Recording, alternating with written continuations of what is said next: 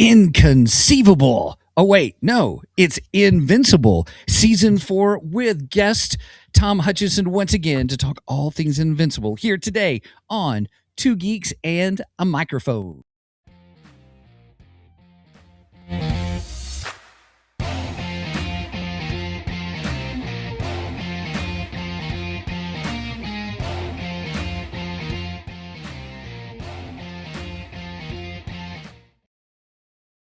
Hello there.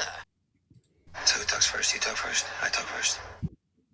Good morning, everybody. Welcome to Two Geeks and a Microphone. I am your co-host, Mr. Stephen Boster, along with the one, the only Mr. Michael Shanks. Mike, say hey to everybody. Good morning to all you geeks out there in Geekdom Land. And we have our special guest today. And I'm going to go ahead and bring you in. Tom, here we go. It is the man himself, Mr. Tom Hutchison from Big Dog Inc. Welcome, Tom. Hi, guys. How's it going? Good morning. Good. Sir. It's great to have you back again with us. Thanks for joining us. Thanks for taking time.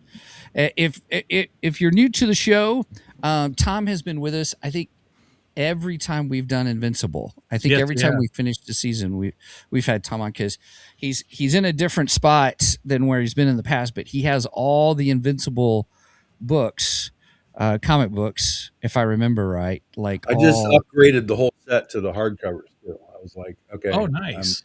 I got to level up. Well, plus I'm old, so the hardcovers are bigger and it's easier to read. So I was at a comic book store and they had like half of them at a really great price. So I was like, take those and then I'll build it out. As I find good prices. Going down the line. It took me about a month, and I've got the whole thing over on the shelf. So is that the compendium then? It's what they call the Ultimate editions. There's like multiple versions of these things, and it's the ones that are about 11 inches tall and whatever those. So there's 12 of them to do the whole set, I filled it out a lot faster than I thought I would. And as I grabbed them, I just started rereading it again too. So it was kind of cool to just dive back in and run through it one more time. Very nice. Well, for Tom, this is our first time meeting you. Why don't you tell us a little bit about you, Big Dog Inc., and kind of the projects of what you guys do? This is the size I got. Yeah, those are the new trades. I think those are those. They're smaller too, aren't they? Yeah, they are. Yeah. They're smaller. They're like the size of what do you call it? The anime style stuff. Right. Manga. That's the new method, is making things smaller. And I'm like, no, I need them bigger. Like, I agree. I need them bigger too. My eyes aren't so great anymore. I will say this: there will be no small Big Dog Inc. books. If anything, we're going big here because we are not Little Dog Inc. We are not Puppy Dog Inc. We are Big Dog Inc. We go big, and we can talk about our big books later because we do have big books coming. So Big Dog Inc. I've been doing this now for 16 years. Across horror, superheroes, westerns. We're celebrating right now our Legend of Oz, our Wicked West series this year. It's 15 years of that series has been running. We're focusing on Oz kind of all year long with some other projects too. But Oz is our focus this year. We've already done 2 campaigns. The third will come in probably August once I get back from San Diego Comic-Con. And when you say campaigns, just for everybody, the Kickstarter campaigns. Campaigns, I want to know where people can find you there. Absolutely.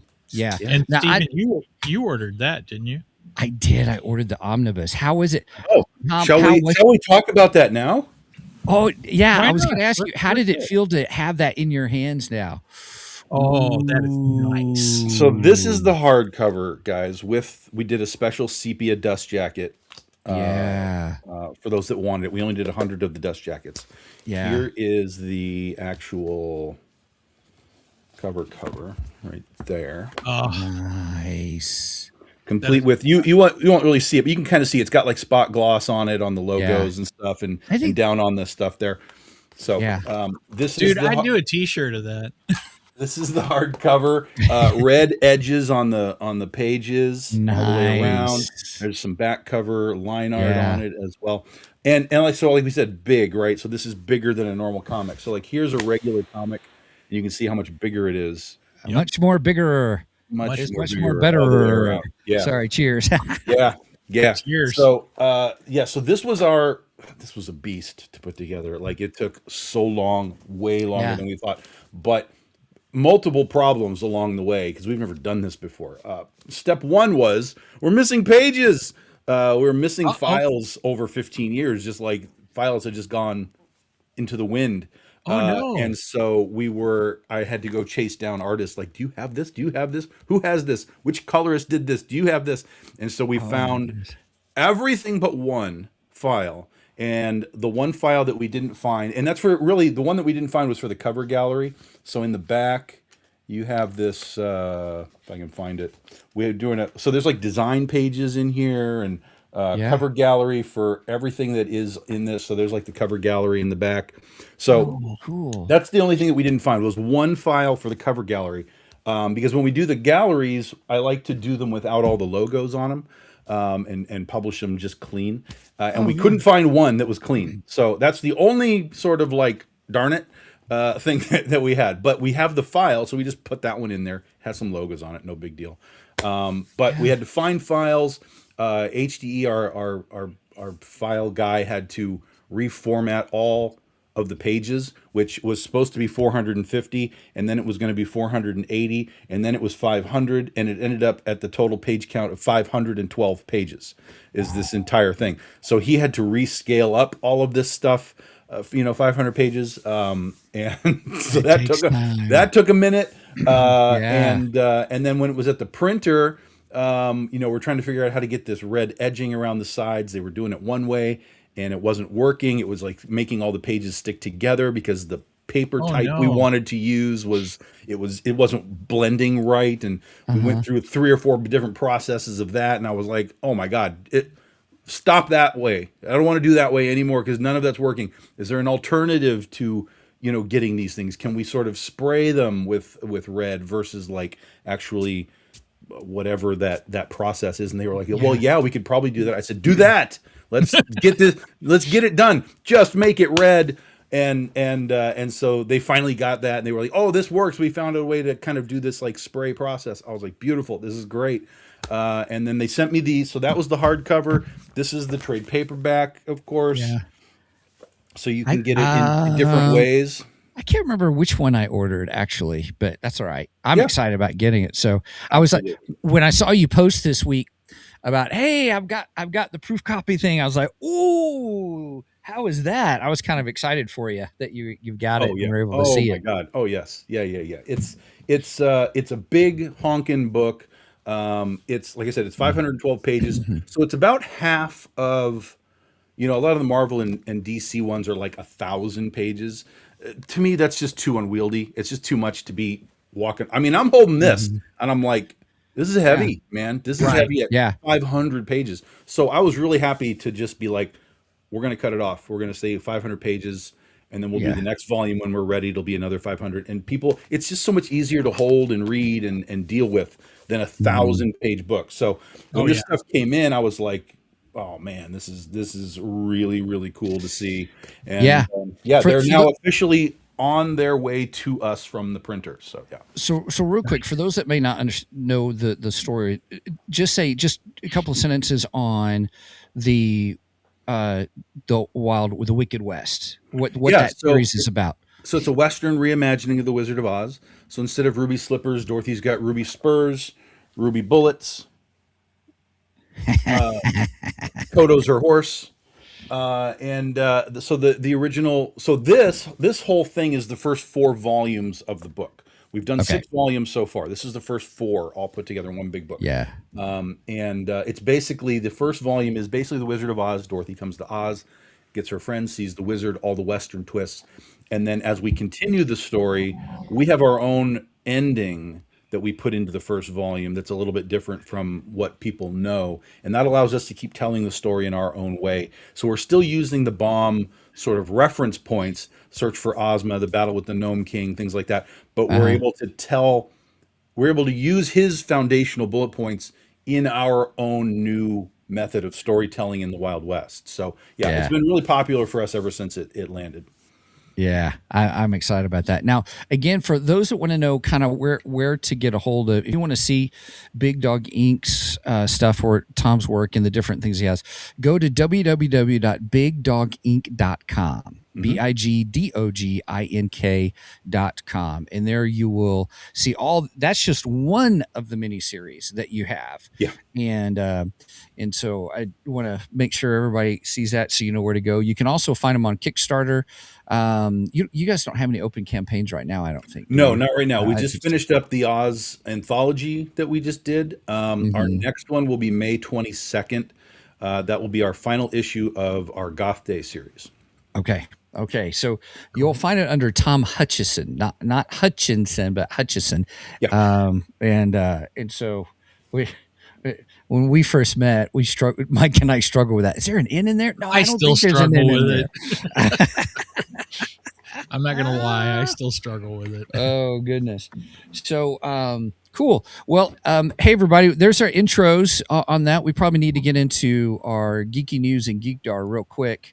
Tom, thanks for taking time. Just so those that may not know you, Yeah, they of know how to course. get a hold of you. I appreciate it. Who doesn't know me by now? Come on. Yeah. If they don't, they should. Wah, wah. All right. Well, let's run into geeky news, everybody. I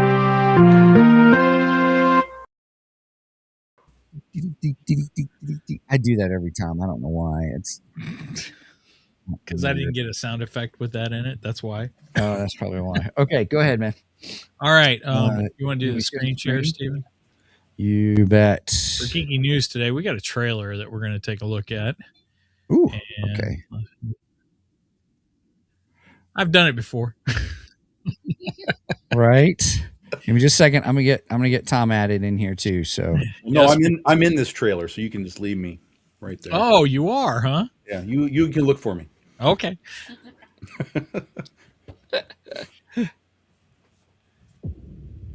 Here we go.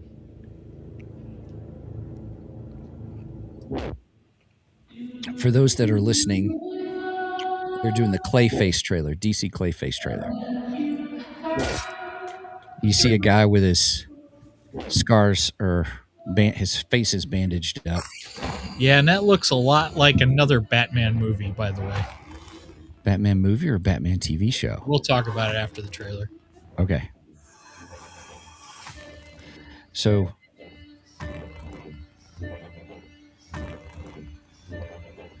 some of this, everybody, different scenes. I'd encourage you to go watch it on YouTube. Gotham City police car. Yeah, but there's a lot of images that happen in a short amount of time. But then it gets almost horror-ish style. So it's DC Studios Clayface coming October 23rd. So I figure that's why I say it's kind of a horror thing, that they're going for the horror side of things. Okay, That would be my guess. So that's on my geeky news for today. Clayface, the movie, October 23rd this year, upcoming. I have mixed feelings about this. Okay, tell me about it, because I was curious of your thoughts. I'm curious of what you guys think of this. Okay. One, I think it's interesting that DC is going the horror route. That's very interesting. Two, do I really want a Batman villain movie without Batman? I just don't know. Oh, you mean kind of like the Penguin? Yeah, now the Penguin I loved. I absolutely loved that, but I don't know. That was an entire series, and it was building up the Penguin and seeing who he was to who he becomes. It was done very well. So maybe I'll see this the same way as I saw Penguin, but I don't know. In the movies, I kind of want Batman to be there. So I just don't know how I feel yet about this. Right. And I was really curious of what you guys thought. Do you think they're setting up like Sinister Six is not the right phrase, because that's Marvel. Oh, you're setting up the Rogues Gallery. Yeah. I mean, that could be interesting if that's what they're trying to do, is to build up Batman's Rogues Gallery before they introduce Batman. That could be interesting, because that would take away, there's always the belief that Batman actually created all of his nemesis. Right. You know, he created his rogues gallery, and that would take that piece out of the puzzle then, Yeah. and make them all separate. I don't know. So I guess in some ways that could be a good thing, but Mhm. I don't know. I just don't know how I feel about this. Yeah. Tom, what are your thoughts? I I I hate the Penguin. I hate it. This is Penguin. This is Clay. no, I know, but Going like with history, though. Going with let's start- history, though. let's start with the Penguin. I hate the Penguin. I like the character. I like the character. That was the only part of the Batman that I actually liked. The movie, the Batman. I liked the Penguin in that. I liked him. I liked the actor. I like Colin Farrell. But Yeah. I don't like the show. But part of it is because I'm just not a gangster. You know. Okay, that's not my vibe. Here. So I Okay. like the Penguin. I like Colin Farrell. I like that in its box, but I don't like it. With Clayface, you know, I think there's a few things going on. One, doing a horror movie is brilliant because Marvel can't do that. Apparently, Marvel has no idea how to do it. They've started and stopped Blade over and over again. They have the Midnight Suns that they could tap into at any point with Moon Knight and Werewolf by Night and Doctor Strange and Blade. They have it all right there, and they don't know how to do it. So the fact that James Gunn is over here going, let's do a horror movie, because that's what this is. This is a horror movie. It's not a superhero Oh, movie. definitely. I think it's interesting that he's going that route to be just like, let's go and do something that Marvel hasn't done. So I like that. I think Clayface is one of the good characters to create a horror film out of too. For sure, and it's a body horror thing. I mean, that's what Clayface is anyway. Just we Right. know that already. But in the context of like real life, it's a body horror type of story.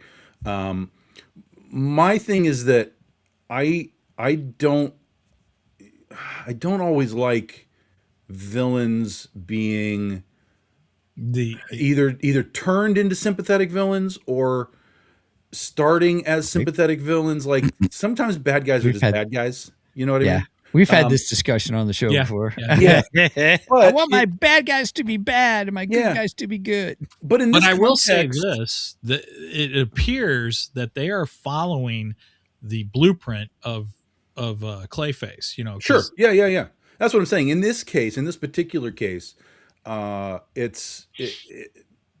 it sort of is okay, if you want to say it's okay, because you're not really. It's not like a heavy modification to Right. what we understand as Clayface, but Yeah.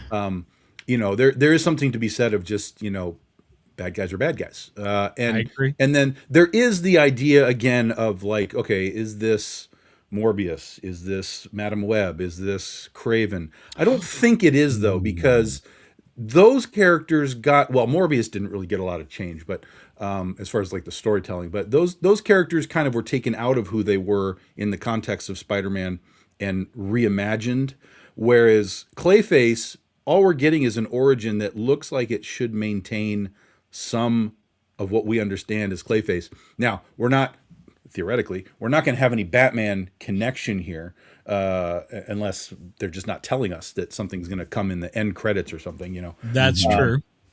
which is entirely possible.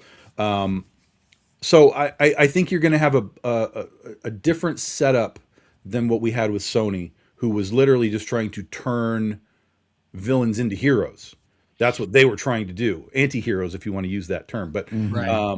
you know, they were trying to turn their bad guys into these heroic types of things in the vein of Venom, right? Because Venom started as a villain in the comics and became an anti-hero Lethal over time. Protector. So they Yeah. were like, well, let's just do the anti-hero thing with Venom, but that was already established.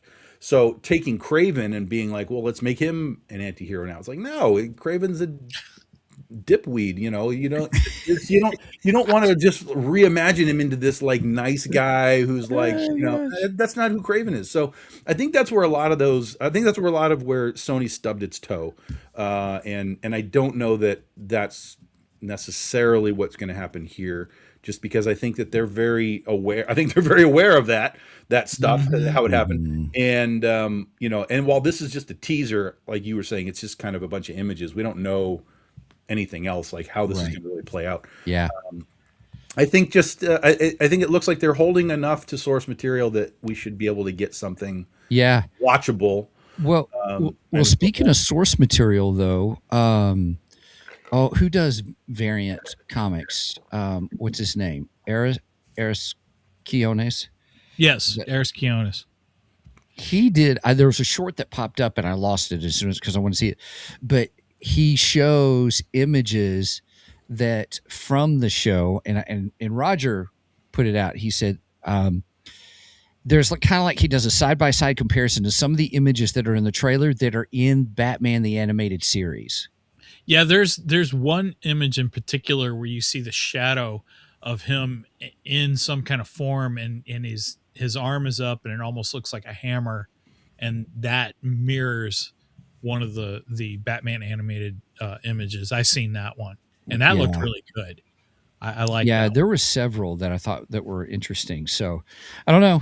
I'll will I watch it if it's a movie? Yeah, because that beats my frustration when I'm like, man, some of these just need to be movies and they don't need to be 12 episodes or 8 episodes. Preach. Well, before we go off of this, share the image that I have. Sorry, I wasn't paying attention. I'm sorry. Yeah, here we go. No problem.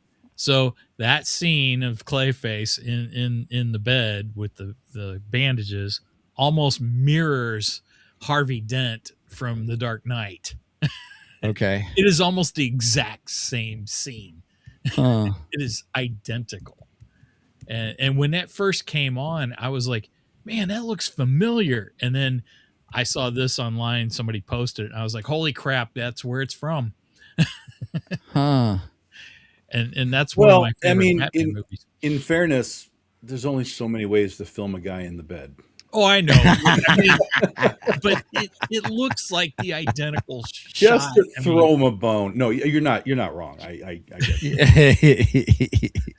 Oh, anyway, I thought that was interesting. Goodness. I like. But that. I mean, listen, these movies take from each other all the time. I saw something the other day that I did not remember until I saw it, and it was I've been watching the X-Men movies, the old X-Men movies. Yeah, because I hadn't seen them in a long time.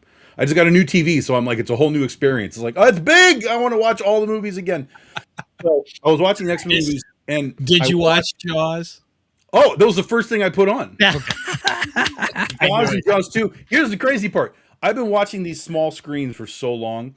I was watching this movie and I was seasick because it was so big. I'm just like, oh my God, what is going on? It was really bad. But no, it was great.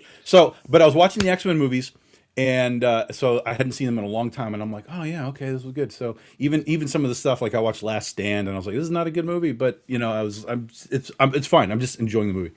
And then I watched the other day. I watched James Gunn's Suicide Squad. I don't know why, because I hate the movie, but I was like, let me just give this another try. And I had just watched X-Men Last Stand, and then I watched Suicide Squad. Mm-hmm. And James Gunn, his Harley Quinn scene where she's hanging from the chains was pulled directly from Brett Ratner's Last Stand.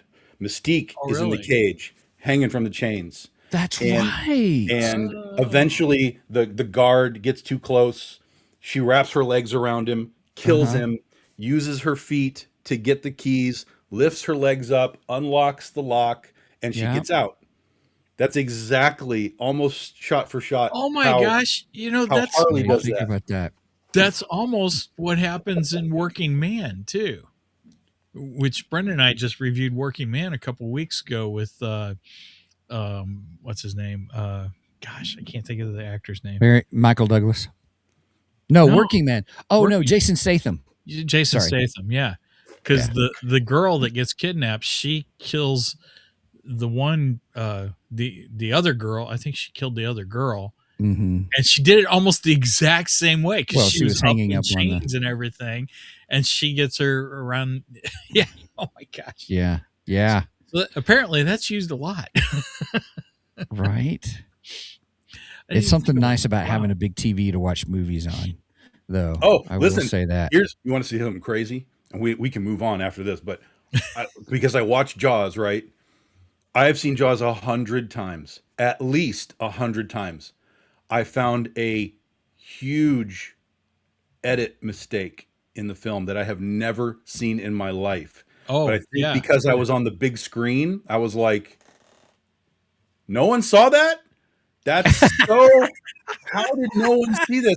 And it's something that I've never heard anyone ever talk about before either. So I was like, exclusive on Two Geeks this and a is either Microphone. a wild Mandela effect that is happening right now, or like I don't know how no one saw it. So what's the scene? What scene is it? Do you remember? Of course. It's burned into my brain now. I'll never be able to unsee it. Well, you got to tell us now. So it's the scene where they're all at the beach and the kids come with the fin, right? The fake shark fin. And Yeah, okay. So it's that. So it starts to come in. The fin comes in. Everybody starts to, oh my God, look at the fin. And so there's a shot where the girl is there and she's like, oh my God. And she turns around and like barrels into these people behind her. Okay.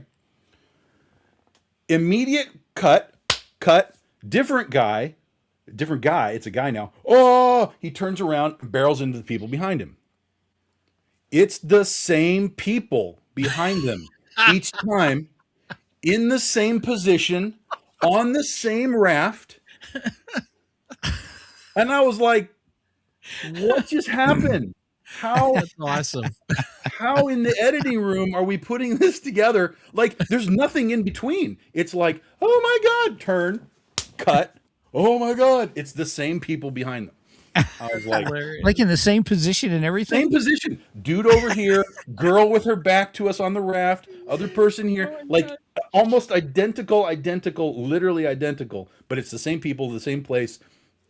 One just a snap and they're back in the same place. It was so funny. And I had to rewind it because I saw it and I was like, no, rewind. I was like, oh no, sure enough, there it is. That's funny. That's cool. The other thing I'll tell you, Tom, is your next step with your TV is, this is what we just did recently. I added Govee strips behind the TV, and it's the one that has a camera that you put on top of your TV, and it whatever it can section off. Depends on how you can set it up, but it can section off your TV and what colors are there on the TV in 4 quadrants, really. And then it has LED lights you put on the back of your TV, and then you've got light shining behind the TV that coincides with the colors on the TV. I thought, hey, this looks really cool. Some friends of ours on the Three Geeky Dads posted theirs, and I'm like, oh, I gotta get that. That looks fun, and it has been fun for some movies. It's really good, like the Into the Spider-Verse, because just the colors are crazy. With that, it's pretty cool. But anyway. Yeah. So, cool. All right. So sorry, I digress, everybody. I got us off topic, and my time structure is going into overdrive and stuff. So, okay. Are we ready for Geekdar? Yes. Okay, let's do this. Go with the radar, sir. What's wrong with it? I've lost the bleeps, I've lost the sweeps, and I've lost the creeps. The what? The what? And the what? You know, the bleeps, the sweeps, and the creeps. That's not all he's lost. Okay. Yeah, you asked if I could play that trailer, Tom. Last week I played the Spaceballs trailer, so of course there was no music. It was just Mel Brooks talking. So right. The new one. Yeah, that was Spaceballs, the new one. Yep. All right. So, I have 2 items for Geek Dark today. Okay. I will start with the book by our friend Zig over at Nerdery and Murdery. This is his new novel, and it's called Fire Sign. And I just got that yesterday from Amazon. It is available now if you want to go purchase your own. Haven't started reading it, but looking forward to it. Now, wait a minute. We got to say something special about that, because that is a rare copy, even though it's brand new, because it has been updated. Because at the bottom of the page, it's, go ahead, show everybody. It says the Elvish War Chronicle rather than Chronicle. I've been there before. Right? How did he miss that? Oh, it's, you're so used to seeing it and stuff. That's funny. Listen, man, I misspelled my own name on a comic book, so no anything can happen. Anything can happen. So yeah, but, he was a great sport about it. I'm excited about it. I've started. I've read the foreword to it, or that first introduction thing. It's pretty intriguing. So, it's on my list. I got a couple other books to read before it, but it is definitely on my list. So yeah. I will I get don't know to about it. you guys, but I've got like 10 books I'm all reading at the same time. Like, in terms of what kind of mood I'm I in. can't And do that, man. yeah, I just can't do that. I don't know. I don't know if it's ADD or what, because sometimes I'm like, oh, okay, I'm done with this one. Let me see what else I got. Well, I'm currently reading Batman Revolution. So, and That's I'm good. about That's good. 60% of the way through that one. And Yeah. I'm really happy. Yep. Okay. The other item I picked up yesterday. I was really super excited about this. It is the Marvel DC crossover Superman and Spider-Man. And there is one story in here that Brad Meltzer, author Brad Meltzer wrote. I haven't read that one yet, but I'm looking forward to reading that one because apparently Brad Meltzer is a huge Superman fan, and this has been in the works for quite some time because he's been talking about it for a long time now. Yeah.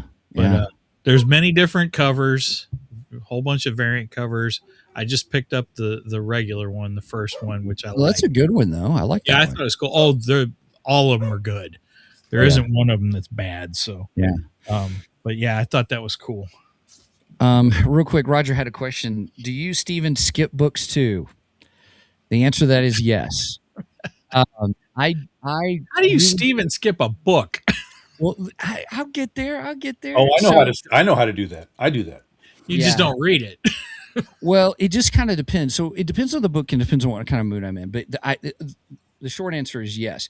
If I start a book and it's just not capturing me, I don't fall into the trap of a sunk cost fallacy, or where I feel like, I put this much time into it, so I feel like I need to keep reading. I'm like, nah, I'll just put it down and then go on to something else. Now, if I got some book that I feel like this scene or this chapter or something is like, yeah, this didn't do anything for me, I'll skip it and then I'll kind of continue on and stuff. So that is true. I do, Steven, skip books too as well. Great question, right? I do that. I do that even in comics. Like if there's so much times I'll read a scene and I'll read like the first two panels and I already know what's going on. Like I don't need the rest of this scene because you've already told me in two panels. But they'll just keep like going over it and going over it and going over it. I'm like, no, just I know where we are. Get me to the next scene. So I do that. Yep. See, yeah. Thanks, Tom. See, he's in my corner. All right. Okay, those are your two. Fair enough. Yeah, those are my two. Mine is I watched with my wife the movie Nuremberg last night. It's on Netflix. It's with Russell Crowe. It is based on a book on a book. So it's the story of the psychiatrist who was there to interview all the Nazi leaders that were in Nuremberg for the Nuremberg trial. And it's really that whole story surrounding that. And it's really good. It's 2.5 hours long. It's drama. It's not action or anything like that. So I would say if you're into history, if you're into true stories kind of a thing, or true history, what's the word? Historical fiction. It's really good because I'm sure not everything's in there, but it is based on the psychiatrist wrote a book called 22 Cells in Nuremberg. And so he wrote his book, and they talk about it in the movie about him wanting to write a book, but then there's this moral justification and stuff in there that he gets to a point. But then he still does his book, and it doesn't. Well, I'm not going to say any spoilers, but there's another guy who just a couple of years ago wrote another book on his book in that whole story, and that book served as the basis for the movie. And so it's really fascinating story. So anyway, 2.5 hours, great time spent with a wife, just watching because my wife loves historical fiction / reality TV kind of stuff. So nice. Tom, do you have anything that you've been reading or watching lately? especially on that big screen of yours. That's pretty cool. That's fun. Yeah, I mean, it's like I said, I've been because basically I watch about a movie pretty much every day, either like for lunch or at night to kind of shut down. So Yeah. I've been running through the X-Men movies, all of them, all the original 4, and then the 3 that came after, the original 3 and then the 4 that came after. Mm-hmm. And it was a fun flashback to watch Hugh Jackman become the guy that Wolverine that he is, watching his horrendous hair through all of these movies, just somehow getting worse through the first few films before First Class started, and they kind of did some new stuff with him. Like, it was really strange. But it was interesting to go back to him. I think the only real takeaway that I have as far as a mindset for them was when I got to Apocalypse, which was the third First Class movie. I'd kind of remembered not really vibing on it, but when I watched it again, I was like, no, I think this is kind of an underrated film. It has some specific problems. There's way too many characters. Nobody kind of really gets proper spotlight and so on. And some of it, drifts out of the source material. Like, Psylocke doesn't become a member of Apocalypse's gang in the comics, that kind of stuff. But if you can sort of step out of the true source material and just kind of watch the film for what it is, I actually really enjoyed it. I don't know, probably the third time I've seen it. I was really enjoying it. And then when I came out of that, the next movie there was that just horrendous Dark Phoenix film, and I kept thinking to myself, like, after these first 3 movies, how did these people not tap into Michael Fassbender and just give us a Magneto movie? Like, that should have been the next step. Because watching the progression of him through these movies is like, oh my God, this is a guy, this is a character, this is intense. This guy is Magneto, really as much as Ian McKellen. Ian McKellen is, just in the younger form. Like, just so incredible. That should have been their next step instead of like, let's just do Dark Phoenix. I feel like we have not had a good Dark Phoenix. No, we haven't, because both times that they had the opportunity to do Phoenix, they skipped Phoenix and went directly to Dark Phoenix. So there's no build. There's no like, hey, we've got Jean manifest Phoenix. Next movie is Phoenix, and then you move to Dark Phoenix. Both times it was like, oh my God, we're gonna get Phoenix. Oh, she's bad.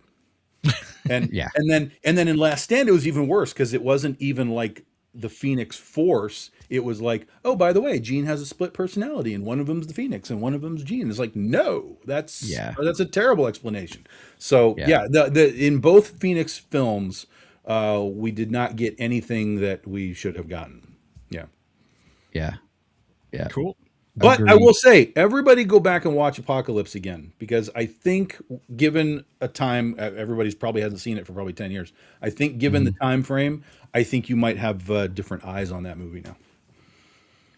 Okay. I will. I remember watching First Class. I actually enjoyed First Class. I do too. It was a movie. Yeah, I do too. First Class is good. I love Days of Future Past is one of my favorite superhero movies ever. I like that a lot. And then, and I think that's kind of where Apocalypse kind of stumbled, is, it came off of this high for me. It's like, how are you going to top this? This was like so much fun, this movie. And then this one was kind of less fun. And again, it has specific problems. Even me is saying, like, I kind of like it. It has specific problems, but I think that specifically, the through line of Magneto through all the films, but even in Apocalypse, he's so good. Fassbender is so good as that character.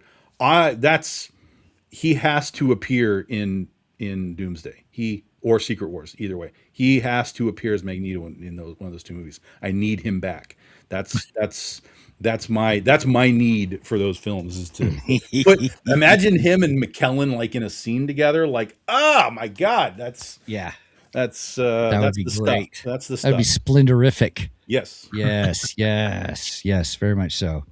All right. Well, holy cow, it's already 40 minutes into the show. Let's I knew this and was by the way, Invincible was on. I guess that's all we need to know. right. All right, everybody, let's go ahead and we'll hit the main event. It's time for the main event. All right. Oops. All right. Yeah. You need to bring Megan Cutting in out, for this Tom. one. See you later, Tom. Bye. No, I'm just kidding. Anyway, Mike, sorry. I hit the wrong panel. Yeah, you'll need to bring Megan in for this one too. Oh, okay. Yep. Megan's joining us for this one. Okie dokie. Give me just a second. I'll get you in, Megan. Sorry about that. Hello, Megan. He was patiently waiting. Nice. Okay. All right. Invincible season 4. This was, I thought, a really good season. I enjoyed it. Still not sure how I feel about Nolan at this point. Still don't know if I can trust him. Can I, before we go into this, can I ask, have you guys all read the comics? No, I have not. No. I've only read so far. That's why we like having you on the show, Tom, because we know you've read the comics. Right. So that's always my insight. curiosity is like, where is your, I want to know where your perspective is coming from. And that's what I want to know. Okay. And there's part of me that doesn't want to catch up. You know, I want to stay behind on the comic book just because I don't want to know what's happening before it happens and such. Mm-hmm. But not 100% sure I'm trusting Nolan. I mean, he seems to be trying to reprieve himself, I guess you could say. But we also have what happens at the end, and that's going to bring some other questions. And then, of course, I have a question for Tom, because I know last time we had Tom on, your big thing was you're waiting for the dinosaur character.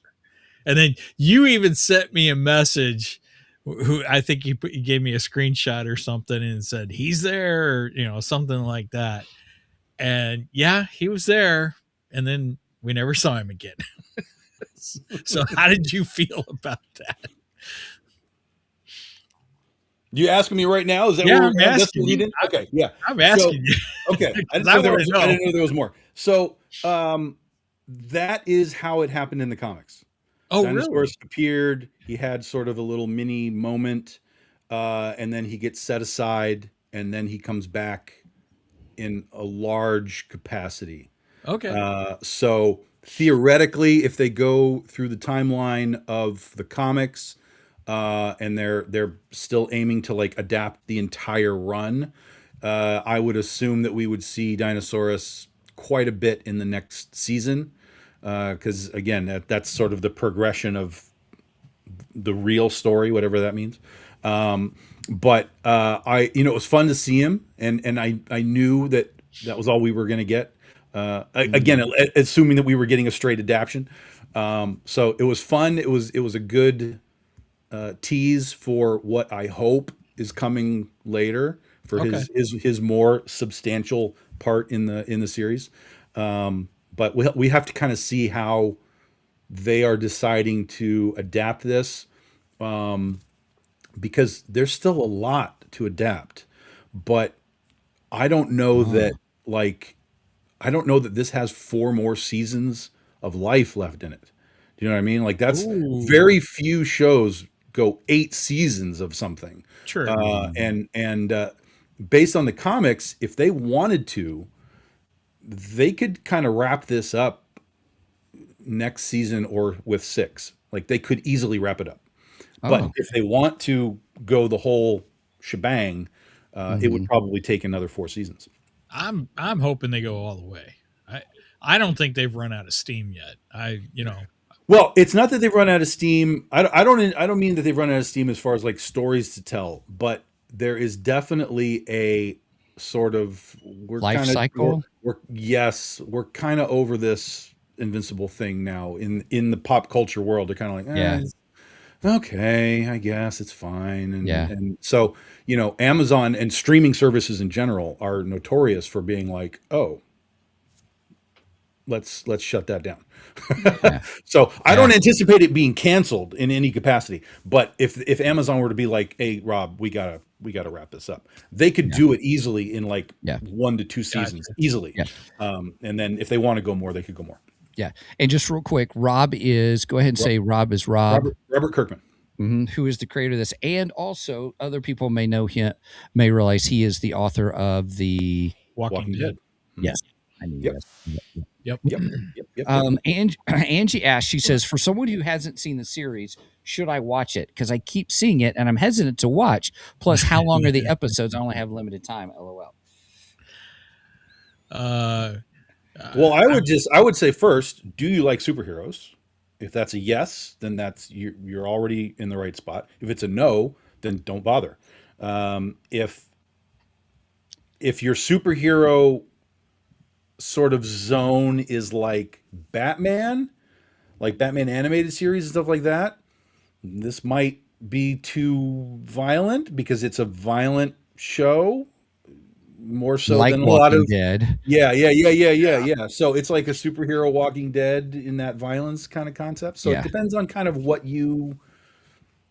you are. But Yeah. I will say that it is good. I will say you don't need to read the comics to understand it. They tell you everything you need to know in the cartoon. So it's very easy to get into. The episodes are like, I don't know, what, 30, 40 minutes. It's not. Yeah, I think they're about 40 minutes.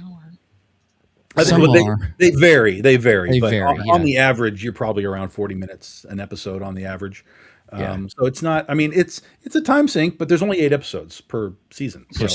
Yeah, it's not like a 20. Yeah, It's not like the old days of 20 episodes. right. But the full seasons are up there too. You're not. Yeah, you can power through them. You can Steven skip when you get bored. Right. That's right.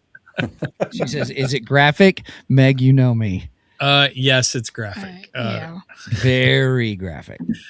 Brenda said 3 times Violence. last night, I'm done. And then, of course, she kept watching it. It's kind of like a moth to a flame. Yeah, kind of.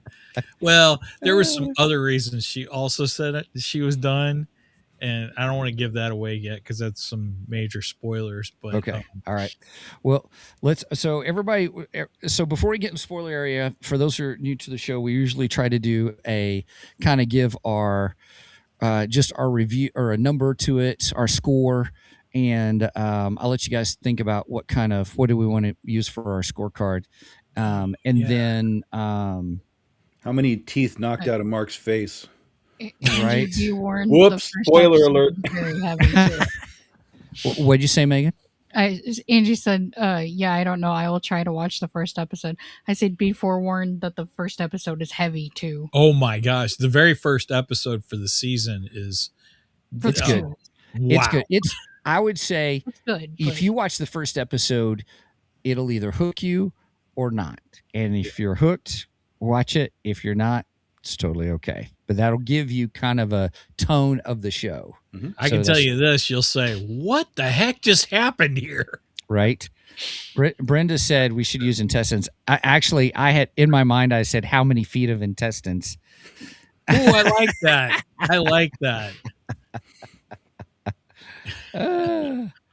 She asked, is it Killing Joke heavy? Yeah. It's a It's a different level. yeah. Killing Joke's a little bit more psychological. Yeah, Killing Joke is very psychological. This is on the Walking Dead zombie side. Yeah. We'll It's just put very it that. gory. It's graphic in the sense of gore. It's a good thing it's a cartoon. Yeah. Well, But they're still talking about that live action movie, man. They're still really? Oh, I didn't realize that. Yeah. Oh, Kirkman just did wow. an interview like, I don't know, a month ago or whatever, when this first came out, and they were asking him like, what about the live action movie? And he's like, well, it's there, but it's he said it was funny because they announced the movie first long time ago that it was underway, and then the animated series got made before the movie got made. So I would go watch a live action of this, definitely. Oof, I don't know if I could do that first episode in live action.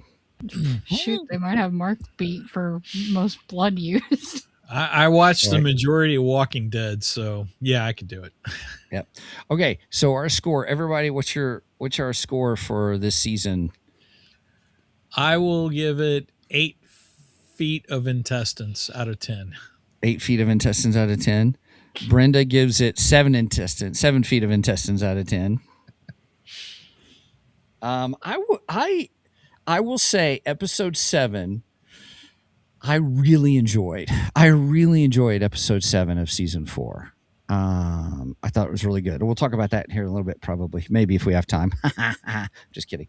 So I really enjoyed it, and so I will also give it 8 feet out of 10 intestines. 8 feet out of 10. Yeah. Wait a minute. Megan, My wife gave it 7. she gave Yeah. it 7. Last night she gave it. What did she say? Negative I- 16. something like that. That's funny. She was not happy with the particular scene last night. Gotcha. Okay. Scenes. Yeah, scenes. Megan, what's your score? I'm struggling. Well, should we move to Tom and come back to you? Yeah. Okay. All right, Tom. Just like when we go out to eat.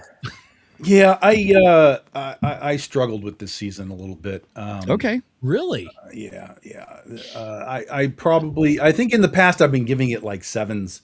And again, part of my reasoning for lower scores is just because I know what's happening. So there's not as much surprise for me.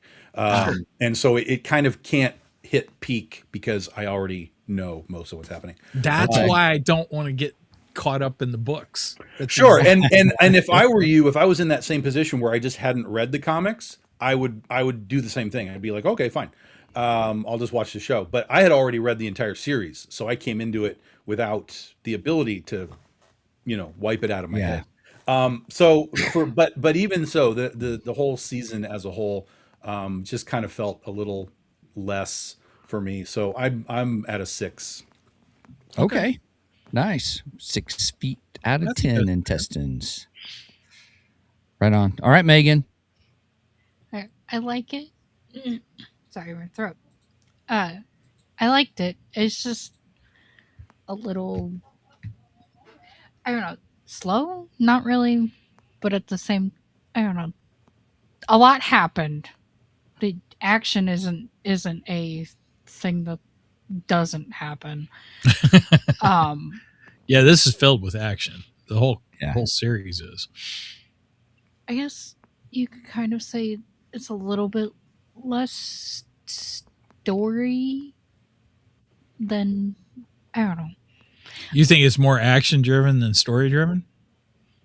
I mean, I think the whole series is a little bit more action than story driven, but this, I don't know how to put it into words, but I think I'm sitting at a 7 too.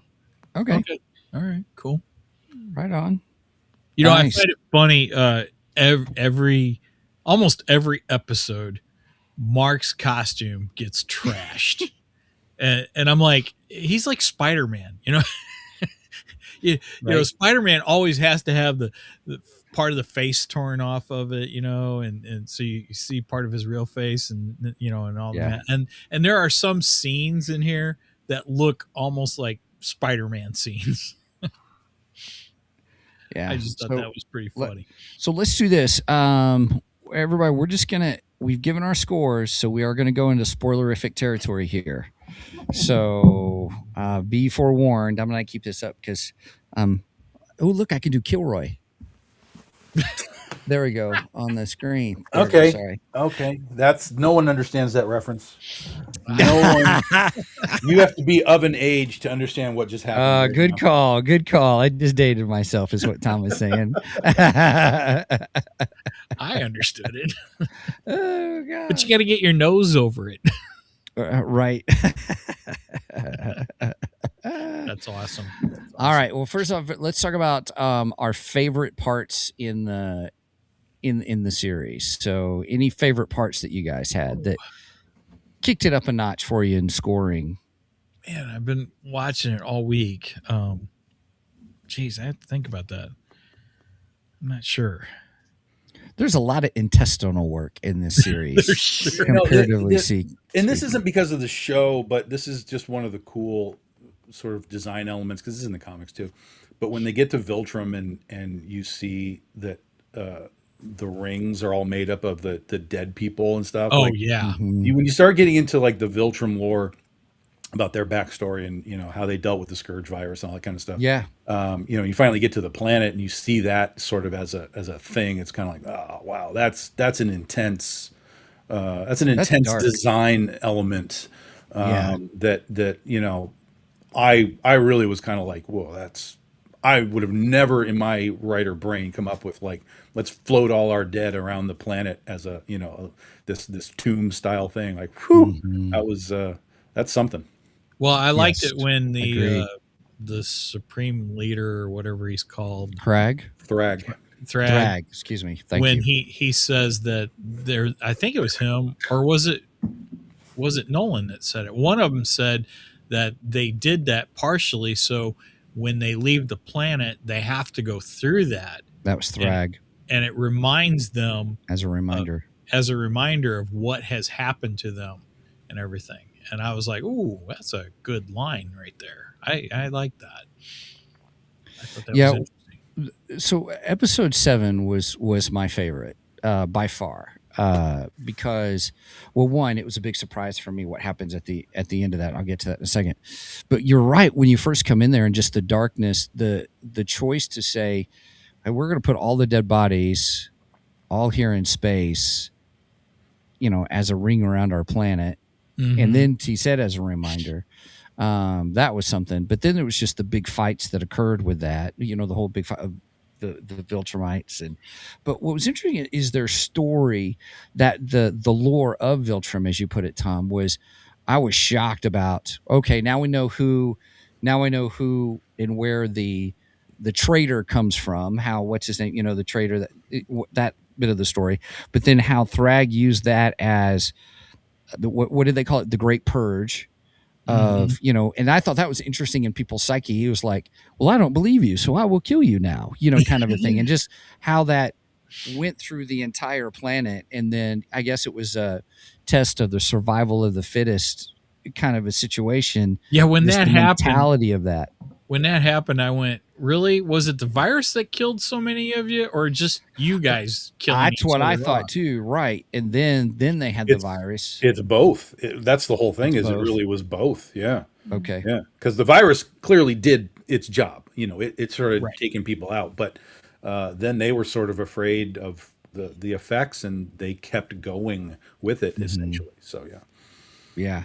And when you see the coming of age scene, he's like, "Oh, it's your birthday, and mom and dad are going to beat the crap out of you now to make sure that you're valuable to live in society."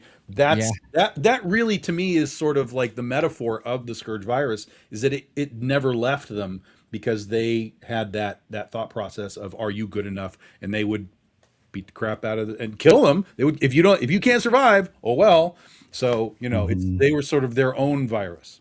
I just had an epiphany. Oh, nice said. I like that. So I just realized why Tom likes this series so much. Because if you think about it, they're kind of like sharks. I mean, think about this a minute. Sharks will eat each other in the womb. They're kind of like sharks. That's why Tom likes this so much. Had to bring it back to Jaws somehow. Somehow get it there. That's funny. So with the big shocker for me, though, was that when they destroyed the planet, didn't see that coming. And I was like, what? Now, I was watching on the big screen with my little lights action going on. Oh, cool. And it was spectacular. Not only did I watch it once, but then my oldest or the youngest stepson, he's been watching it. And so I watched it again, and I was like, yeah, this is a really good episode. I really enjoyed it. So I was shocked with that. So any other favorite parts you guys had? I did like Oliver getting to bond with Nolan. Oh, yeah, that was good. I the process of the character development of where, stay away from me, and then became he got to have the dad that he wanted from the start. Right. And I liked that. Yeah, I enjoyed that. That's a good point. That was good. Yeah. I like the family element of that. It was really good. Although Nolan still, he is just bad. Well, it's, how much do you pay for, how much do you have to atone for in redemption for what you've done in the past? And that's a good story arc within this whole series was, for him, it's a lot. yeah, well, it is. I mean, Yeah. how much enough do you need to pay for? And then it's just why even the wife, she's, or ex-wife or whatever, but where she's like, yeah, no, I don't have to be happy about this. And, you're a jerk. And I thought it was a nice surprise to realize that her and the other relationship with what's his name didn't work out at the time. And you're thinking they're still together, but they're not. And she's still like, no, I'm not taking you back to, to Nolan. So, yeah, there's some good story arcs in it. Yes. Tom, you're awfully silent on what you liked about the show. There wasn't a lot. That's the thing. There just wasn't a lot. I mean, again, like partially because I already knew, so that blowing up the planet was not a surprise or anything. So there's generalities that I'm like, that was good. They did a really good job of showing that scene of blowing up the planet and stuff. Mm-hmm. But a lot of the and this is where kind of what I talked about, where the lifespan of the show. A lot of people talked about how the animation has slipped off over the seasons. It's gotten really kind of yeah. Okay. Even I didn't think so. In the context of the drawings itself, in the context of the impact of a lot of the fights, it's some of it's not all of it, but a lot of it's kind of just soft when they're hitting each other. It's sort of just like this kind of stuff rather than like impact, right? And then there's like the part where Invincible and Thragg face off, and Invincible like hits him and like nothing happens. So you get like a good moment there. But if you go back through and you watch a lot of the fights are really kind of low impact. And again, the animation is just kind of more flat. Like if you compare this animation to a lot of just anime stuff, the animation is far below what they're doing up there. Now, part of that is because they're trying to move the series faster. And when you're doing animation faster, you have to lose some elements of detail and you just have to, because we have to do a season every year and let's go and do this. So it's a natural process of just sort of lowering the animation. One of the great examples was, I think it was episode 4 when they go to hell, which was, I don't like that episode. I didn't like that episode. It was just like filler or something. Filler. Yeah. But one of the great examples is when they were falling down that giant pit, right? And they were, how they're kind of like this, just kind of falling down the pit for a long time. Nothing moves. No fingers move. Their mouths move because they talk sometimes, not always, because sometimes they're just talking in their head. So sometimes you're literally just looking at a still image. Right. What am I looking at? So what are we doing animation wise? You're not even okay. I get you there. You know what I mean? So there's been things like that kind of, and it kind of started with last season too. People started noticing that kind of stuff. But in this season, there was kind of more of less in that regard. So it's a visual thing, and people have been comparing it to the comics, like, hey, look at this scene where all these guys kind of get together and it's this great pacing and everybody's kind of really in their poses and they're really doing the thing. And then you see that exact same shot in the cartoon and everybody's almost like lackadaisical. They're just kind of like, yep, all right, we're in the scene, I guess. That's fine. So there's now the comparison that's happening to the comic here. And this is one of the things that I think is sort of the lifespan. When the cartoon came out, particularly season 1 and 2, most people hadn't watched or hadn't read the comics. So they had no comparison to anything. It was just, holy cow, what are we looking at, right? This is crazy. But in that time now, between 2 and 3 and now 4, people have read the comics. And they are aware of the show, like I am. They are aware of Ryan Otley and what he did as far as designs and the intensity of the comics and so on. And so now we have a different audience watching this show. We have an audience that is now an informed audience based on the comics, who are now saying, okay, I've read the comics. This is really good. What are they doing?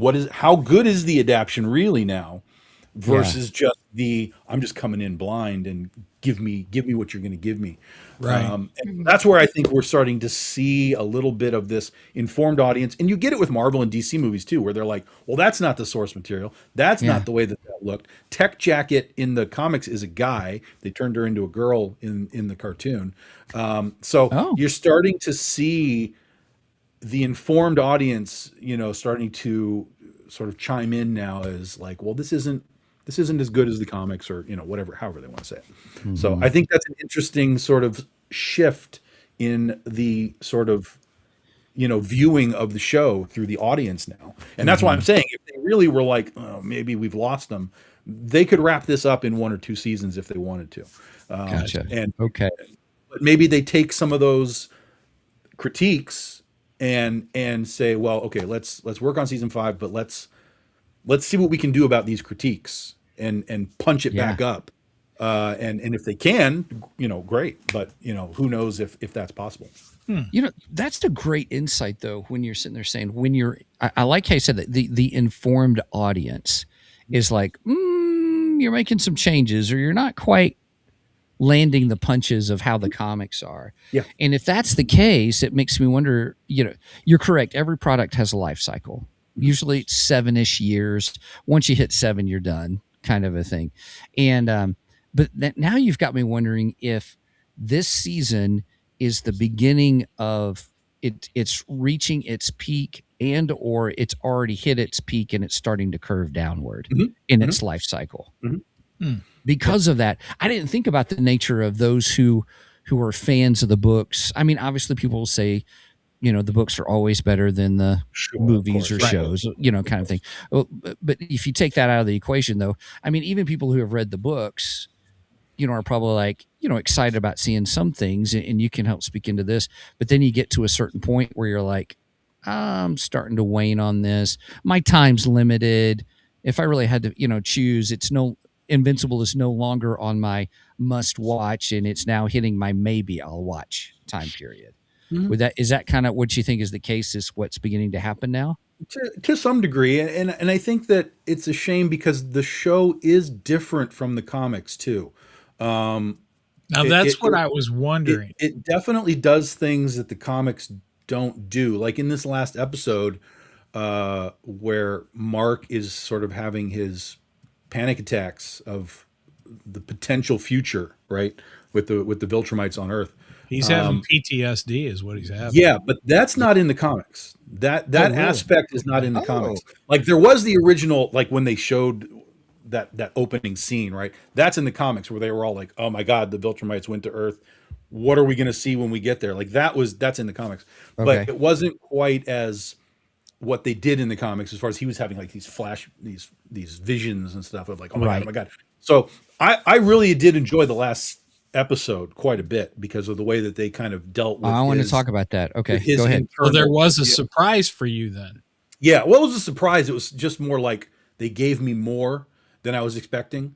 Because again, it doesn't change the story, but it did change the value of that story for me, because they weren't just a 1-for-1 adaptation. They were like, oh, let's throw a little in here. Let's throw a little in here. Like, oh, that was a cool. I thought that was a very cool way to sort of show what's in Mark's head in making all of the decisions that he has to make in that finale. See, I was curious, since I haven't been reading the books. I mean, I've been reading them, but after I watch it, and I haven't been doing it religiously, so I'm way behind still. But the one thing I was curious about is how much difference there is between the books and the animated series versus like Walking Dead, because again, I came into Walking Dead knowing nothing about it, and I knew there was a comic book, but I'd never read it, and I watched the shows, and then I would hear all this chatter about, oh, well, that's nothing like the comic. They didn't do it that way. I mean, the books and the show, as far as Walking Dead go, they're almost two separate entities. Yeah, they have touchstones between them, but like Right. when they get to the governor, when they get to Negan, whatever, there's touchstones, but it's not a one-for-one adaptation. Exactly. But you're saying this is closer to a one-for-one adaptation than Walking Dead. No, not at all, because it's a more compressed version of the comics, like hyper compressed. Like we're at season 4 now, and we're on, where does that take us? It takes us through like the first 13 or 14 volumes of the book. Wow. So it's not like volume 1 is season 1 and volume 2 is season 2. Like, not even close. Like, it is a hyper compressed series, which I like because it gets it moving a little faster, especially in the early days of Invincible. It's a slow burn in the early volumes of Invincible to get kind of, let's go now. So they understood that. They understood what they needed to do, and they tightened it all up and made the changes that they wanted to make, and they're telling you the core of the story that's in the books, but the books are far more wide and vast. Yeah. As far as Sam is in the house. Sam, just wanted to real quick say, hey, thank you. Thanks for hanging out with us. He asks how many volumes. So if you say that we're, So Sam, it depends on how you're collecting them, but if you're just buying trade paperbacks, there's 25 trade paperbacks. That's that's how they were originally, released. And then there's there's hardcover versions and omnibus versions and all kinds of different versions of them. But if you just want the trade paperbacks, which you can get at a pretty good price, there's 25 of them. So how many? So you're saying we've probably gone through 12 trade paperbacks, is what you're saying? Ish. Sure. Something like that. 12, 13, something like that. Yeah. Yeah, it looks like these books go five floppies. Yeah, 5 to 6 at a time is how they do those. Yeah. Yep. Huh. Interesting. So here's the thing: if you're enjoying the show and you want more, there is way more in the comics, like way more. But some of the storytelling is different. Like I said, Tech Jacket is a guy, Tech Jacket is a girl. There are variations to what you're seeing one way or the other, but there is way more world and way more stuff happening in the comics, and they have more room to do it. They're not restricted by animation budgets and all this kind of stuff. So that's the natural process. That's why a lot of people are always like, well, the book is better because it has more space to do whatever it wants to do. Sure. But like, for example, Project Hail Mary, right? That was a book that was hugely popular, and now the movie is hugely popular. I love the movie. I've never read the book. I love the movie. That was fantastic. But then people were coming out of it going, oh, but it didn't have this part from the book. I'm like, okay, so that doesn't change that the movie is good. I understand you wanted to see that portion adapted, whatever it is, but that doesn't change that the movie is good or bad. Like it's such a weird thing to be like, well, but I don't like it because the book's better. That's nonsense. It's nonsense. Mm-hmm. And if you haven't seen Project Hail Mary, go see Project Hail Mary, because I have not seen it yet. Traditionally, everybody on this planet by now knows #Tom hates everything, and Tom loves Project Hail Mary. So if Tom likes it, good chance it's pretty good. Yeah, do yourself a favor. We should start adding a scale. So, Tom, when we do movie reviews, we'll do like, is it worth seeing in the theater? Wait for streaming, or or that kind of thing. Yeah. Now we probably need to add a scale. Is this one Tom approved? Our highest level of above commendation or below the Tom line. Tom approved, right? I think Megan was trying to break. Oh yeah, go ahead, Megan. The book thing. See, it depends. Megan's an avid reader too. Mm-hmm. And there is one in particular that the movie is absolutely terrible compared to the book. Oh, wait. Is it Percy Jackson? Yes. I knew it. I knew this is where we were going. I've read Percy Jackson. But let me just say this real quick. I accept your premise, but all that means is that the movie was a bad adaptation. It doesn't necessarily mean that it's a bad movie. And there's a distinction, right? There's a distinction. Like there's legitimately, we made a bad movie. This is a bad movie. But then there's, we didn't adapt it to, appropriately for the reading audience to like it. And so I've had this argument with people of this before, where they're like, well, no, it's not like the book. I'm like, okay, it's not like the book. What did the movie do though that people clearly in some situations people still liked it because it made money, it got good reviews, and so on and so on. Right. So all that means is that it was a good movie, but a poor adaptation, and I can completely accept all of that. Yeah, I'll give you that because I do yeah, normally, if I'll say it's a good adaptation. Like one of them that I love that people hate on is The Host. Oh, I remember going to see that with you and Cheyenne. Is that Stephanie The Meyer Yes. book? Okay. Yes, that is Stephanie Meyer is better at sci-fi than she is fantasy. Okay. She's also the author of Twilight.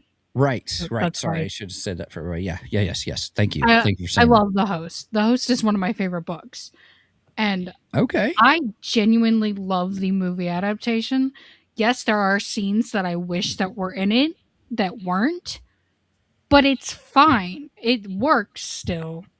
So it's a great adaptation. People hate it for stupid reasons. I don't really understand it. But that is one that I'll agree that I specifically say I like. It's a good adaptation. I can't talk. It's all right.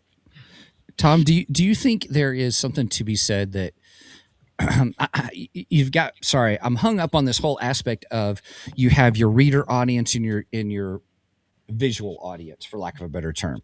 Those who like to read the books, those who like to watch it happen. Mhm. Do you think they actually can feed into each other's industries? So, in other words, readers go to the movie because they're like, oh, I want to see how they adapt it. But then there's people, which I probably fall into this category more often, is I watch it, then I'm like, oh, I would love to read that book and then get the book experience because I know it's going to be. Yeah. I think that's a better experience on a timeline, I guess. I think that is a better experience, but I don't think that there's nearly as much crossover from movie to book as there is from book to movie, because I think people that are movie people are movie people. Okay, And that's that doesn't great mean insight. that doesn't mean that they wouldn't read a book, but Sure. I don't think that they're necessarily the avid readers. If you're, I will tell you right now, I'm a movie guy. I don't care about your book. I'm disinterested in your book. I will not watch your movie and then go read the book. It's not going to happen. Like Project Hail Mary. You're like, I love the movie. Yeah, and, not reading Project Hail Mary. Doesn't matter. Irrelevant to me. Okay. I had never read Watchmen, the comic. I watched the movie and I loved it. I was like, this is great. Which version? No, I'm just kidding. Keep going. No, it is which version. It is absolutely which version. But I love the movie. I have no interest in reading the comic. Reading the books. Like, comics. don't care. Do not care. So I think that there is crossover both ways, but I think there's more. It's far more apt for a reader to go to the film and be like, "Ooh, I like this book. Let me see what they did with it." Right? Versus the, "Oh, I like this movie. Let me see where it came from." I think that's two different mindsets. Yeah. Yeah. I think. Go ahead, Sorry. Megan. Go ahead. I was going to say, as a reader, I prefer seeing the films first and then going into. Yeah, I Because think that's the then better I'm not- experience. Yeah. Then I'm not disappointed as much. Well, and Like- you, generally speaking, That's you'll true. get more. So if you like Yeah. the Right. movie, generally speaking, you will probably like the book because you'll get more of what you liked. So that should be the best experience. And I mean, I did that with Logan's Run. We watched the movie first, and then I want to read the book because I want to know what happens in the book. That's the only one I recently have that I can think of that I saw the movie first. The Harry Potter series. I also watched those way before I got into the books. Yeah. Well, I just think it's. I think, Tom, what I hear you saying though, it is from a probability standpoint, most people would be watching the movie and and then waiting not for the reading. Blu-ray to, and then waiting for the Right. Blu-ray so they could watch it at Right. home. Yeah, We can not watch it going at to buy the home. book to read it. They're at not going to home. go buy the book. They'll buy Right. the Blu-ray, or they'll do the streaming service or whatever. Right. Rather than, so really in the beginning, for a movie or a show to be successful, you've got to bank on some aspect of having your reading audience be interested in it to get it started. Sure. I think that's, I mean, but here's an interesting thought process, right? Did Robert Kirkman sell Invincible because of Invincible, or did Robert Kirkman sell Invincible because of The Walking Dead? And I would say he sold it because of The Walking Dead. Amazon said, "Hey, what else do you have?" And he was like, "Well, I got Invincible, and we could make it a cartoon instead of a thing." I think that probably helped him a lot, because Invincible never sold Walking Dead numbers as a comic. I think it peaked out at somewhere around 16 or 17,000 units a month, which in Marvel terms, that's cancel time. So Invincible was never popular to the level of like The Walking Dead. Until the cartoon came Until the cartoon came, and then it blew up. Then it, I Right. mean, it absolutely blew up. And so it's always interesting to kind of see, like, where did this stuff come from? How did these deals get made? But, Kirkman's in Hollywood now, so he has more access to opportunity because The Walking Dead was such a success, and still continues to be, because they keep making more spinoffs and more spinoffs. So, he even went back to the comic. Okay, you want to know? Like I said, Invincible at its peak was selling 16, 17,000, at least that's my understanding of it. He comes back to it after the show is on, sells Battle Beast as a comic book. Battle Beast sells like 400,000 units or some insane number. It was just like that too. Yeah. Like they were sold out in one day, right? Immediately. In hours or something like that. Yeah. Part of that was because of blind bags. There was some hype behind it, but it was because of the TV show that people were like, they were buying all the Invincible books. They were catching up, and they were like, "Oh my God, there's a new Invincible. Let's go get this thing." So there's definitely hype behind it. It's not just a pure, we want this. It's a hype machine. It's collecting. Sure. It's more than just the reading. But it outsold Invincible at its sort of its peak moments. I mean, just out of the blue. So sometimes things just have to exist for a period of time before people discover it, in however they discover it. And then you can start to really layer on, now we're doing this, now we're doing this, now we're doing this. And the way that I've heard it is Battle Beast is designed, the comic book is designed to run right up to the point where he has a problem in Invincible. We'll just leave it at that.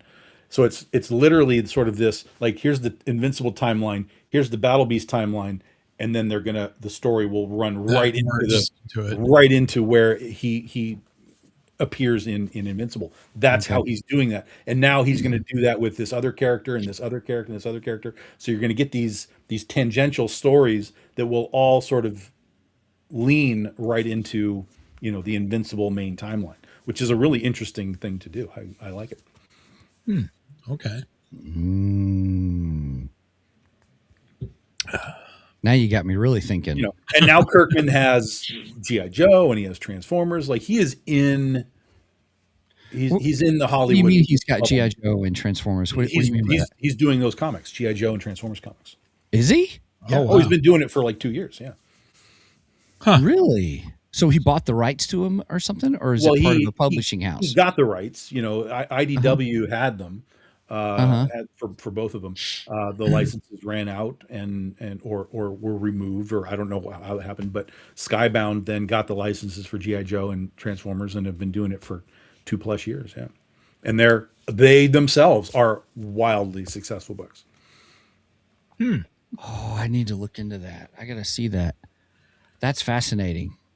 Because I mean, you've got that kind of one of the things about his style and really about this show is the way how fast it moves. Like it's like, okay, you got a problem, okay, you get it solved, but it leads to another problem. You got that's all, oh, it leads to another problem, and it's quick, it's fast paced. It's like, gosh, part of me is like, can't they ever catch a break?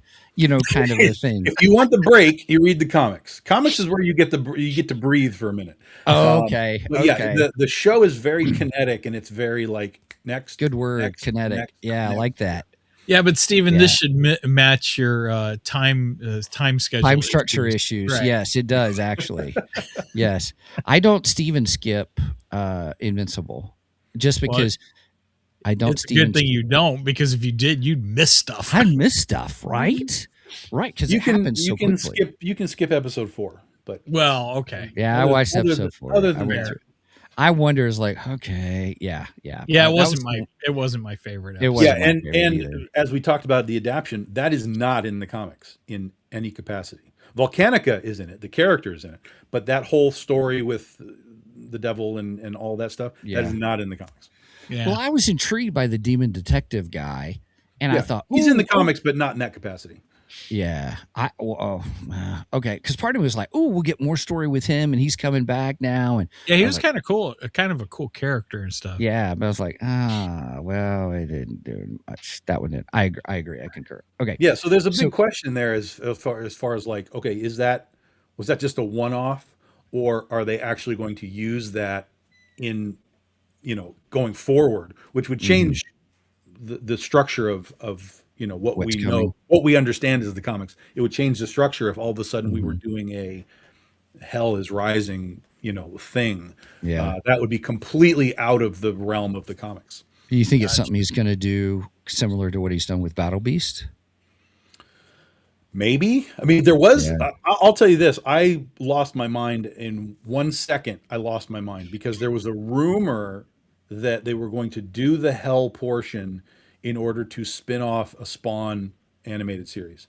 And when the portal opened and chains flew out, I lost my mind. I was like, "You're doing it?" And then, no, they're not doing it. Oh. So they had me, man. If Spawn came out of that portal, I would have been like, yo, all right. That would have been pretty cool. I would have been 9 intestines out of 10 at that point, Well, yeah, if Spawn would have came out of that portal, I probably would have been right there with you. Yeah. That would have been awesome. We do have to talk about something. Megan she actually called something that happened in the episode. And I was just like, when she said it and then it happened, and I was like, holy crap, Megan, that was great. I promise I didn't see any spoilers. Because I'm not on Invincible. I don't have Invincible on any of my social media. But so we had the Eve was going through the issue of her powers were waning. She'd create something and then it would just melt away and stuff. And the question became, what was happening to her? Why was she losing her powers? And then all of a sudden, Megan chimes in. And what did you say? I said, I bet I know why her powers are faulty. I said, I bet she's pregnant. Yes. Yeah. And 2 seconds later. Right. And when she said it, I went, holy crap, that makes sense. Because I wasn't putting it together when it was going on. And then she said that, and I was just like, well, dang, Megan, that really makes sense. I can understand that now. And then, it was just a moment later, all of a sudden they reveal it that she's pregnant. I was like, oh, okay, cool, yeah. Megan, you called it. So that was a cool moment. And then we had the shocker at the end. The last episode. Yeah, I was just like, oh my gosh, I can't believe it. Yeah. It was a touching moment. I mean, it was a tense moment that became a touching moment. Yes. Of where he was, I see. I don't know, Tom. I don't know where you think about this, but I thought it was really cool how you've got him doing the PTSD thing, but then he's turning around in a moment where it could be tense, but he becomes very tender and says, and it still is that angst within him about, should I stay or should I go now, kind of a thing. Sam said Megan 200 IQ. Nice. Nice. Yeah. I thought that made sense though when they were having the conversation and then he didn't hear her because he had a PTSD moment and everything. And I'm like, well, that makes sense. It's not him ignoring her.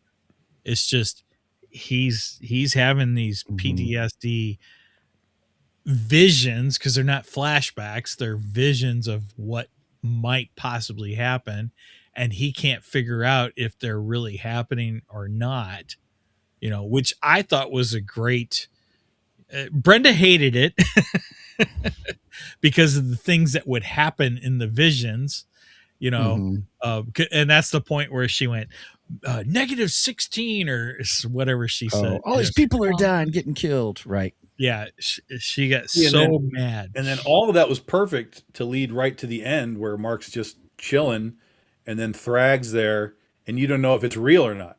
Exactly. You're exactly. Like, I was having moments his eyes and he's like, nope. And then you open them and it's like, no, he's really there.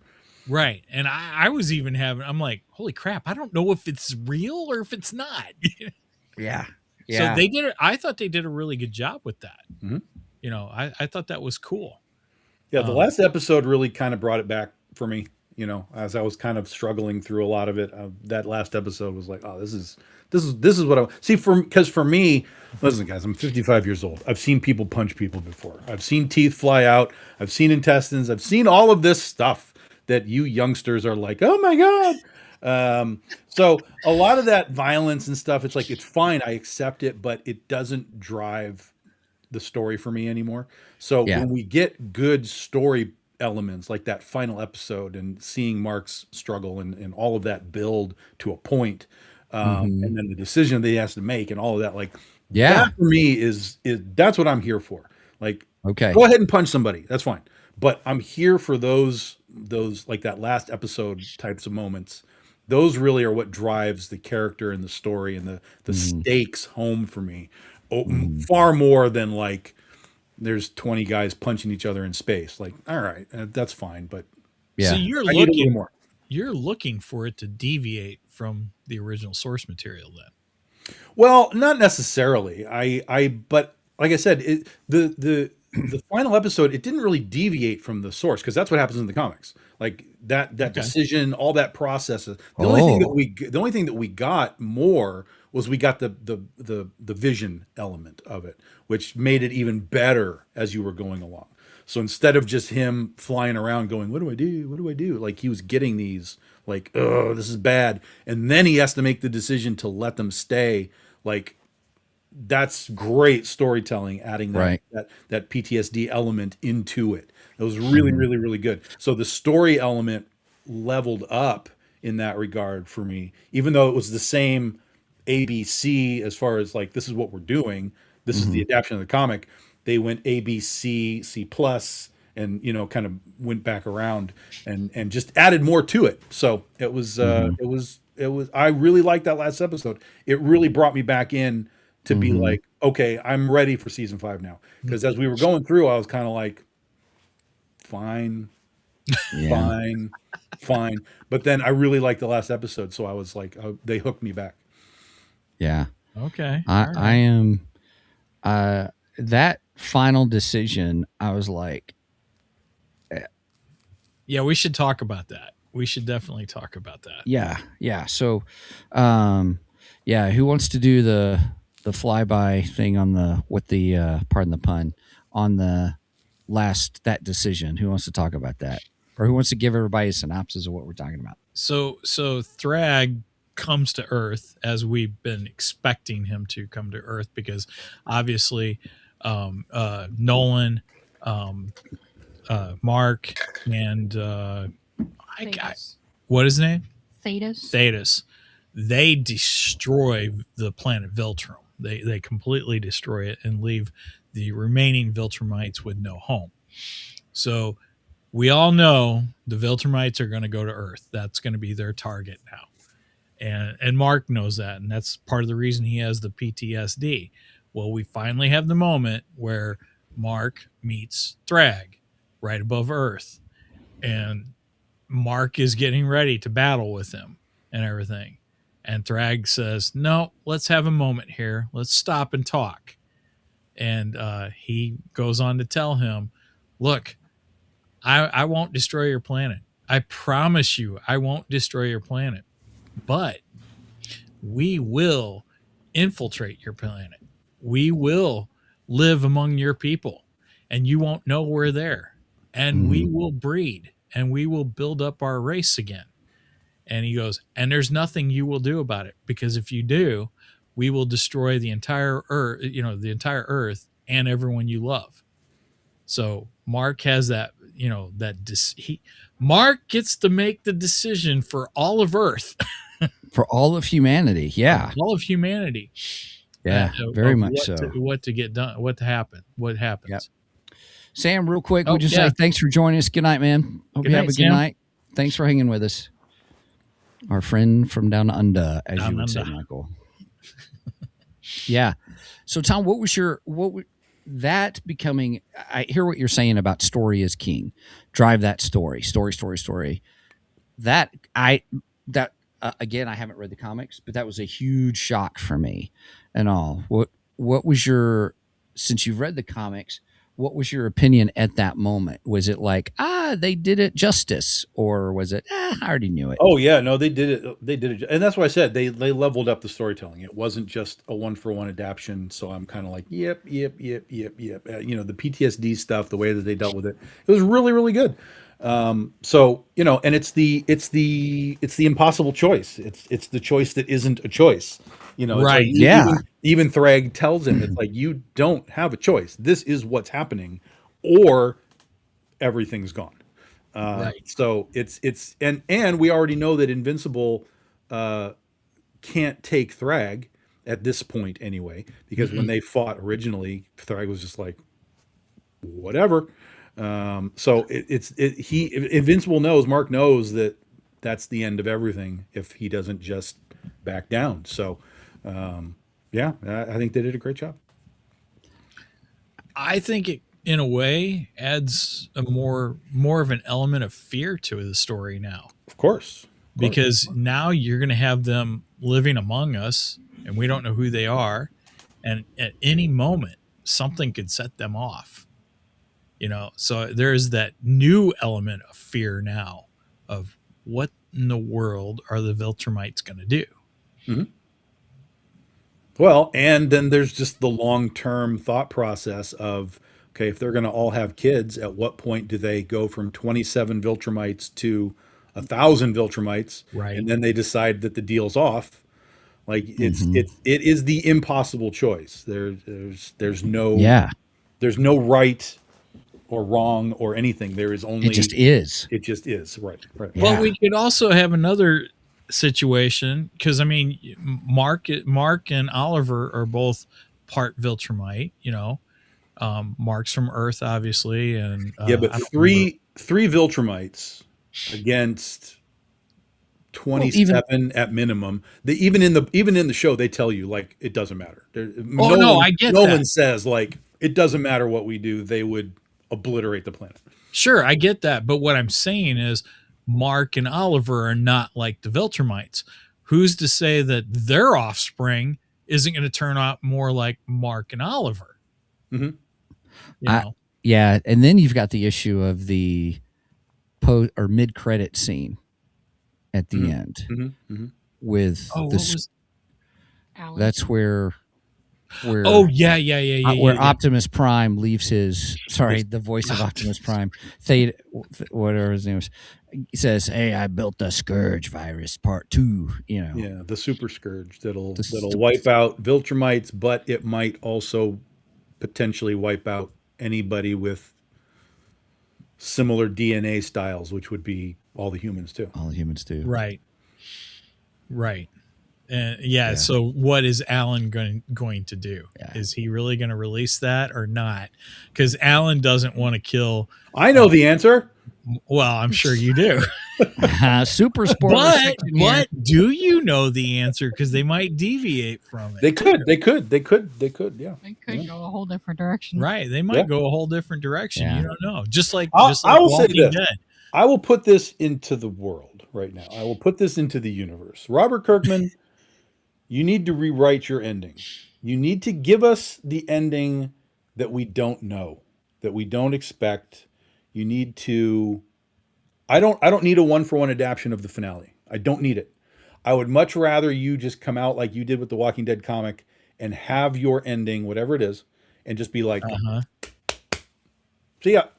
Yeah, because the ending of Walking Dead comic book, because I did go back and read the comic books later.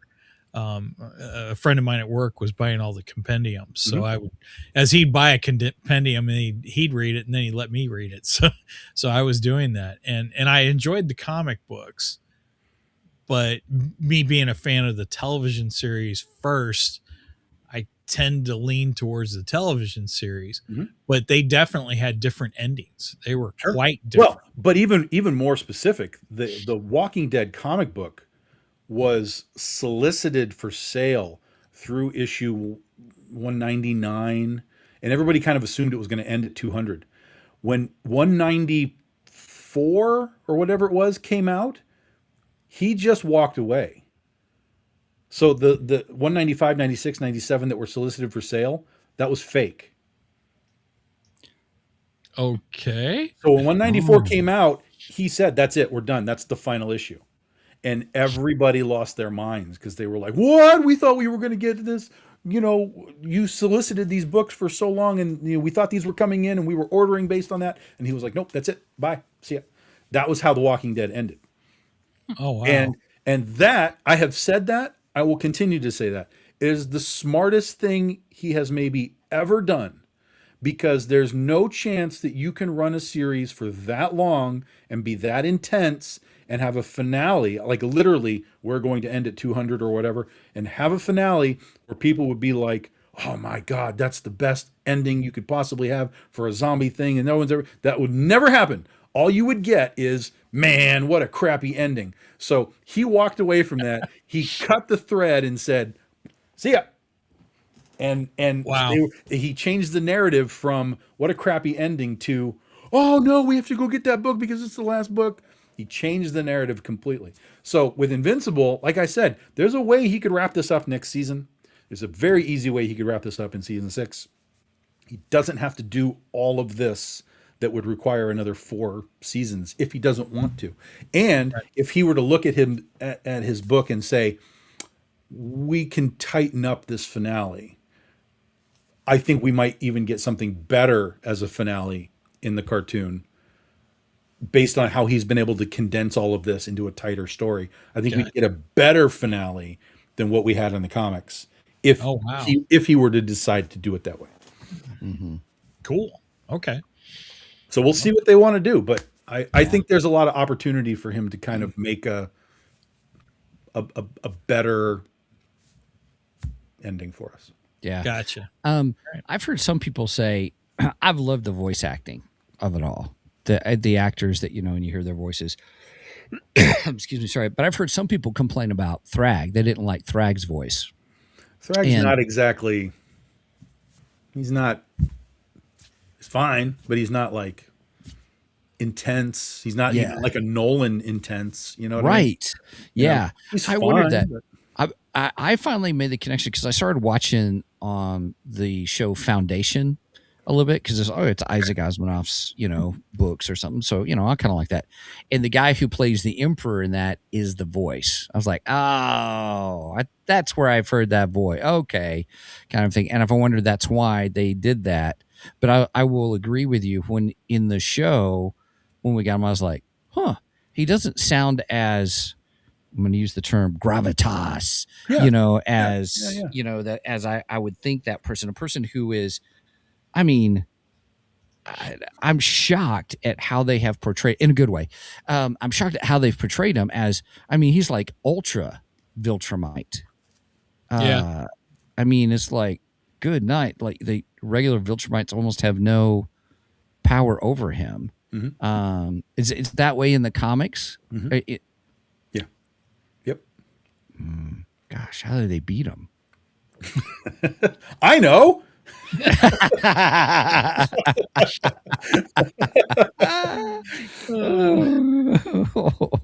Well, part of the problem is real quick, is YouTube's my thing. I'll watch stuff on YouTube, and I've watched a couple little things on people talking about, like, from 2-3 years ago, stuff that's happening in the show today, or and I was like, oh, that'll be interesting. But then I see stuff that starts hitting my feed now of stuff that I haven't seen yet. Like, they're showing images or pics of the comics and stuff. I'm like, oh, do I click it or not? Do I click it or not? So I haven't been.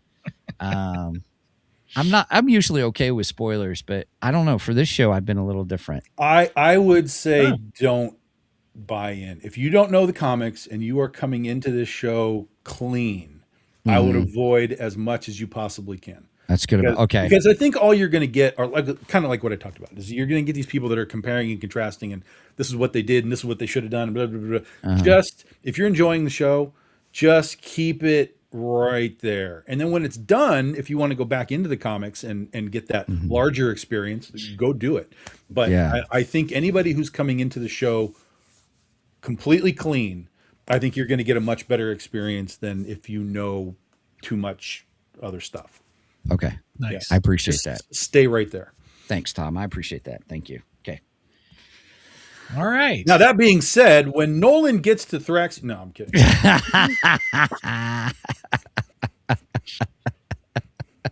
Well played. Well played. Oh, goodness. All right. Well, man, we better wrap up. We're almost 2 hours in. So hour 45. So any other last comments, thoughts, percolations on Invincible season 4? I enjoyed it. I'll just say that, except Overall. for what, episode 4 or whatever, that was probably the low point of the show. But other than that, yeah, I thought it was great. Yeah. Megan, any last thoughts? It's still good. Watch it. But Yeah. there's definitely Tom, last thoughts? Yeah, it's still good. That's the great quote right there. It's still good. It's still good. Yeah. Even with me sort of on the downside of it, it's still good. All right. Yeah. Cool. All right, everybody. Well, we'll just stick a fork in it and say we're done on that. Tom, hey, real quick, thanks for joining us. It's always great to have you with us. We really appreciate your time and just hanging with us. We always have a good time. So thanks again. Do it. Happy to be here. Thanks for having me again. Yeah, absolutely. So, well, with that, everybody, just real quick, as we round out, I just want to make sure you don't forget to check out our website at www.2geeksmic.com. That's 2geeksmic.com. There you'll find all things Two Geeks, and it links to everything else, such as our merch page, which is www.2geeksmic.com. You can also get to our Ko-fi page, which is ko-fi/2 GEEKS. There we've got some cool stuff. We've just launched our Ko-fi only. Well, Ko-fi gets it a month early. We're doing a walkthrough Lone Wolf, the old game books. We're doing the new hardbacks. We're going through those with just a little bit of music in the background, reading it and making decisions on the fly. And so we're doing those. Go to such and such paragraph. So kind of like your choose your own adventure, but this is like choose your own RPG type thing as you go through it. So there's dice rolling, and then there's go to this page if you get this, if you go to this page or this paragraph and go to this. So we've been doing that. So that's been pretty fun to do that. So we got a $1 tier, a $2 tier, and a $3 tier. All that money helps just support just for us what we do here, just to help pay for all the things it is to have a podcast these days. So if you want to contact us, please check us out at show@2geeksmic.com. Reach out to us, and if you have any questions, comments, or anything else, questions you may have about just whatever, how to get a hold of Tom to bomb his house just because you don't agree with him. No, I'm just kidding. We're not going to do that. We're not going to give you his address. Just kidding. So But anyway, that's where you get a hold of us. Tom, thanks again for joining us. Mike, do you have anything else? All right. If you made it this far, please make sure and go and like and subscribe to us on the socials. We are active on Facebook and Instagram. I try to post sometimes funny memes, sometimes relevant geeky information, so on and so forth. And most of all, I post when we are going live. And speaking of going live, we go live every Saturday morning, 9 a.m. Central Standard Time. You do the rest because I don't like the math. And we are live on Facebook, Twitch, Twitter, and Rumble. I think I got them all right this time. Yay, they're working. All right. Cool. Yeah, so if you made it this far, thank you for watching. Appreciate it. Please do not Steven skip this episode because we are much more betterer than the rest. Cheers. Cheers.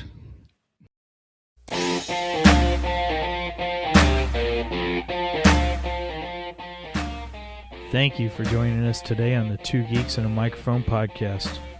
Tune in next week when we will have more news and reviews. Until then,